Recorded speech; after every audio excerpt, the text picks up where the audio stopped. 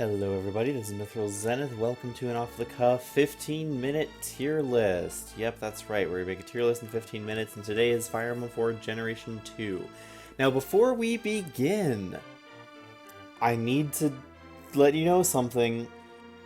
Generation 2 sucks to tier, because almost all of the units are variable.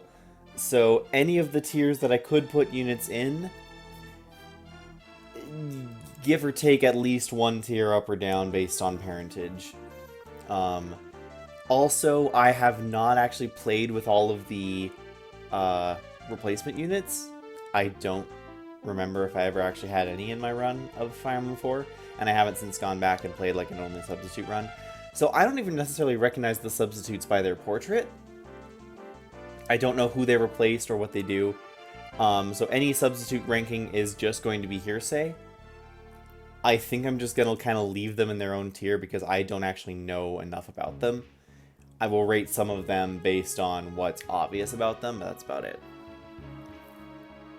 Anyway, let's get into the tier list. Before we start, again, I'd love it if you give a like and subscribe to this video. Again, I hate that I have to do it, but when I say it, especially at the start of the video, more people subscribe than not, and I'm trying to grow the channel, so without further ado, let's get into this. First, let's start with the units that are permanent fixtures of the game. Seliph is A or S tier. Without any real help or inheritance from Sigurd, or with some minor inheritance, he's like A tier. But with that, especially if you give him something like the Brave Sword has a lot of kills too, then easily he becomes S tier. Once he it can be a little bit rough before he promotes, especially if you don't promote him until later on. I know a lot of people just kind of recommend soloing Chapter 6 with Seliph, so that way you get him to promotion by the end of Chapter 6 or by near the start of Chapter 7. If you play that way, then he's obviously S tier. If you don't, then he might be lower tier. But I'd still say he's S tier just because once he does get going, he's solid, and even before that, he's reasonable. And so I will put him in S tier. I'm also going to put Ares in S tier because he comes in, he has a mount, he has the bulk, he has the mistletoe. He is one of the characters that you get that is a failsafe, I guess. I think a lot of the characters that are permanent fixtures that don't vary based on parentage are pretty much fail-safe characters of just in case, you know, we didn't even give you a unit or you screwed it up that badly. Here's a unit that just is good out of the box who can solo decent portions of the game, and that's what Ares is. He has bulk, he has skill, he has power. I don't remember if he can actually double natively. I don't remember if he has Pursuit natively. But he ends up just being a solid unit pretty much no matter what. Shannon, I'll put an A tier. Mostly because he doesn't have a horse, he's locked to swords, and while he's good and solid and a great boss killer, which you need endgame, especially if you're on a substitute run or something, I don't find him particularly... Like, he's solid, definitely, he's good, but I don't find him as game-breaking as someone like Ares. I could be wrong, though. I know plenty of Shannon fans. Leave your comments down below. Tell me how wrong I am. Oifi as well, I'll give A tier because he misses out on S tier just because he fails to be the solo machine boss killer that you kind of need by the end of Generation 2. People say he doesn't fall off, and while that's technically true, he's as good as kind of a standard unit by the end game. Because he doesn't have a holy weapon, because he doesn't have any sort of overpowered combos with skills or inheritance, because he's just generic good, he's solid, but he's not game-breaking. I'm gonna say S tier, you have to have something like broken about you to really earn S tier. Oifi's a solid A tier, though. So, for the only staff wielder you get for a long time, Lana, I want to say, is good. I want to call her Lana. It shows that I don't remember anyone's names, and I'm already 5 minutes into this video. I know the first 3 were like me not tearing. Only staff wield you really get for a significant amount of time. She's pretty solid. Depending on the inheritance setup you give her, you can get her rescue, you can get her... I don't think you can get her warp. You can get her quite a bit of good stuff based on her inheritance setup. So again, all of these units that have inheritance could be up or down a tier. Why am I tiering inheritance units? Finn, I'll give A tier as well, because he comes in, he should have enough experience and levels by now to be solid. If you didn't make him a father, he still comes with all his lances. If you did, he only comes with an iron lance, and so he kind of sucks a little bit more, but you can always give him more of that equipment later. Another solid unit that you're never upset to field and deploy later on. Hannibal, he comes so late. He's a Lorenz of the game, so he comes so late. He's not really that good. He can do some stuff. He can fight. He can defend the castle. Actually, he can't even do that. I put him to defend the castle against Arion, and he got one-rounded and destroyed, and then I lost the game because I lost my castle. So that happened. Yeah, but aside from that, Hannibal is just mediocre all around. Who else is non-dependent upon inheritance? Altena, she's B tier. She comes late. The Gaybolg is really solid, but it gives her too much defense.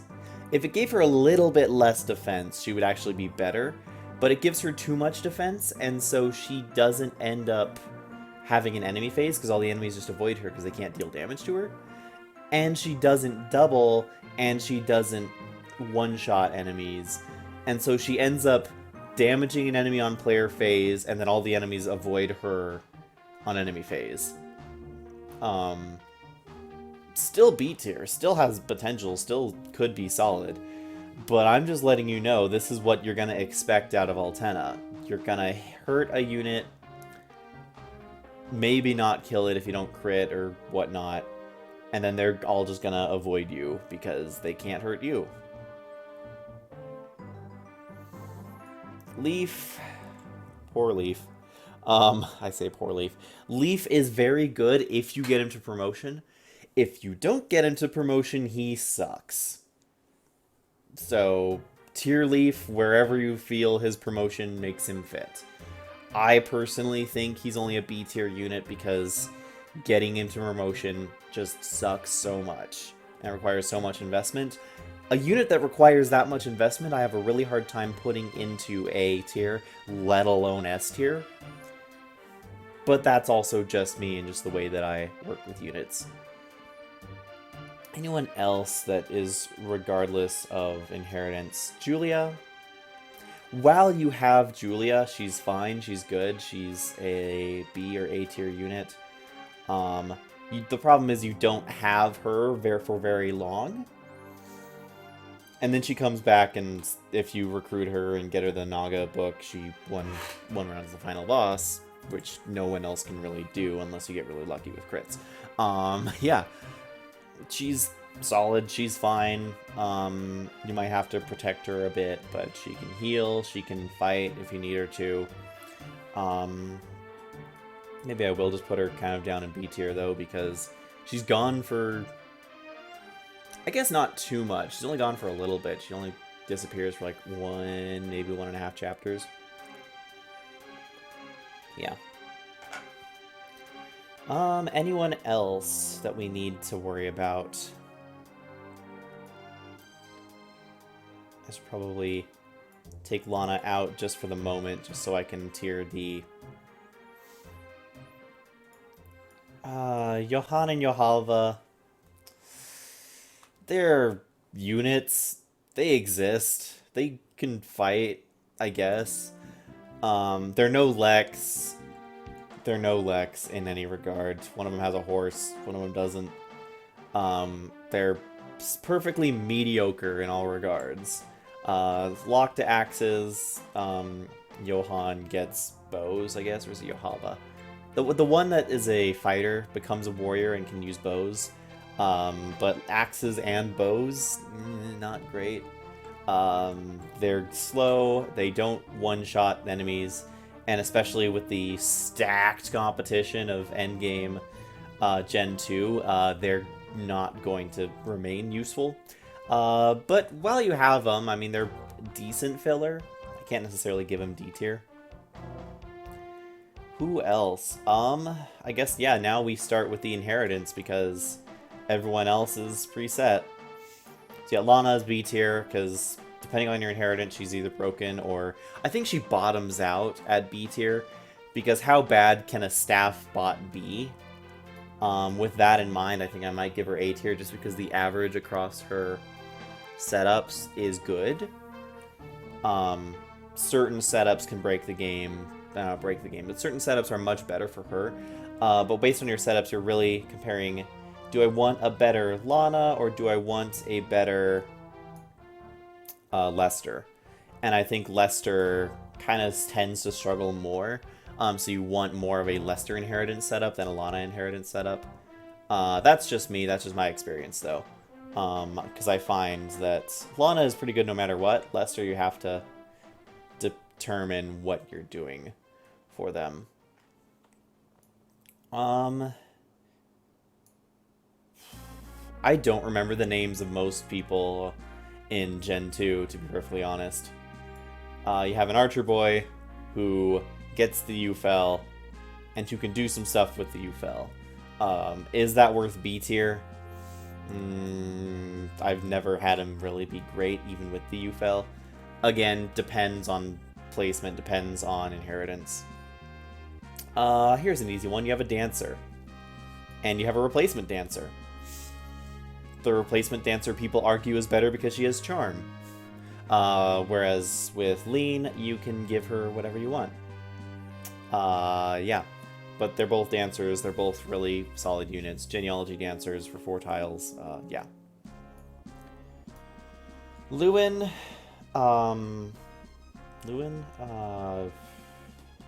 For Seti.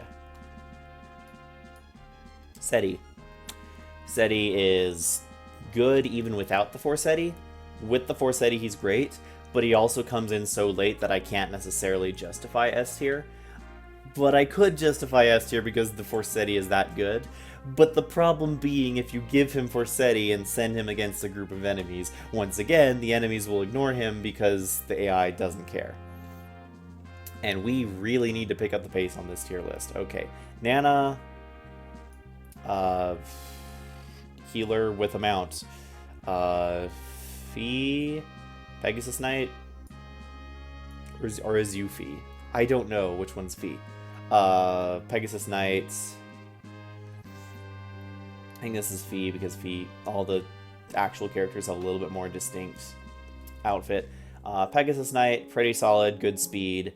Pegasus Knight, a little bit less solid, decent speed. Really similar interchangeable units. Has inheritance, doesn't have inheritance. Ira, what do you want, man? Most setups can be pretty good. Give her a decent sword, she'll tear through the game. Foot locked, sword locked, doesn't matter. Does it matter, though? Do I put her in the same tier as Shannon? She's either high B or low A, whereas Shannon is high A, low S.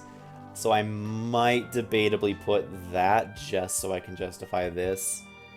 And then you have kind of this spread, whereas both Ira and her brother, Larce and Ulster, are both pretty similar units, but Larce tends to be better. But, I mean, they're both similar enough. Larce just tends to be better because she gets swords from Ira, whereas Ulster doesn't. Yeah. Patty, once again, the problem with Thieves in a regular playthrough is that you don't need the money on specific units most of the time, or if you want it, it's going to be hard to get it. She can help with that, she can be decent, but unless you're min-maxing, then why bother? Unless you're going for a ranked run, why bother optimizing for Patty's performance? You get a heal bot. It doesn't matter what he has. Doesn't matter if he has Paragon or not. You get a heal bot, a footlocked, unpromoted, low-level heal bot at the very end of the game. If you manage to give Ubel, not Ubello, what's his name? Fabale? Is Fabale. If you manage to give him the Valkyrie staff, then he can be a little more useful. But that's quite the setup you have to do. And so I don't... And even then, it's like, okay, you have him for 2 chapters. Big whoop. He's still a cleric that you get at the end of the game. And he's going to be really hard to promote either way. Lewin's replacement, he's fine. Not Lewin, Seti. Sed's replacement, he's fine. He's not anywhere particularly impressive. He's basically pretty much equivalent to the worst Seti setup can be, is what you get as your replacement. So he's fine, but he's not gonna be, game-breaking anything. Tinny, Tail 2, Tinny, she comes in late, under-leveled, has some issues. Can be good, I guess. Arthur has the same problem as Azel, whereas, and it's like, okay, he comes in, he doesn't quite one around, he never quite gets where he wants to go. When he promotes, he has a mount and he can be pretty good.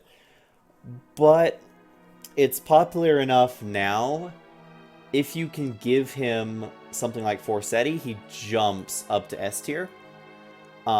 Without Forseti, he's like B to C tier. So I'm going to give him B tier to kind of cut the average. Just know what you're getting into, that it does take a decent amount of investment to get him there, unless you give him Forseti. The rest of these units we have are all replacements, I want to say. Dalmud isn't. He's a solid unit. He's basically Beowulf and Gen 2. He's good enough. He's fine. Yeah. He gets a good strength growth from Lachesis, which is impressive. I never considered just how much of a strength growth Lachesis gives, but that's a pretty significant boost. The rest of these units, I don't even know who or what they are. I feel like I should know the ones with the pink ribbons. I feel like that's a thing I should know. But pretty much all of these replacements just put 1 tier below, 1 to 2 tiers below what their inheritance-based kids are. Because while they do have special events if you visit specific villages with them, or have specific conversations with them to boost their stats, those stat boosts more bring them up to par where their inheritance-based units started versus not. But the inheritance unit also has the item inheritance, which, depending on how you manage that, can make them so much better. So I'm not going to bother tiering them, because like I said, I don't remember who they are or where they go, because I never played with them. So I'm going to be respectful and not tier them. If I'm going to do that, then I'm going to say, like, this is the only ones that I'm pretty sure about, because I, understand a little bit more of kind of how they work in that sort of sense without it. But yeah, this is what you got. Love it or leave it. Just so I have a better image, I'm going to add a row below called replacements and just shove them all there, because they all look the same and have the same job. Alrighty, there he is. There goes. There is the tier list for you today. 15-ish minute tier list. It's a little bit longer video, but most of that is just kind of rambling on why tiering Gen 2 of Genealogy in 15 minutes when you've only played it once sucks. Rate this D tier list in the comments down below. Aside from that, thank you so much for watching. This is Myth signing out. Let's go to another game that I know maybe about the same as this one. Tomorrow up is Thracia, and that's when we start having a big enough cast that's going to be a problem to tier in 15 minutes. So, oh boy, let's get to it.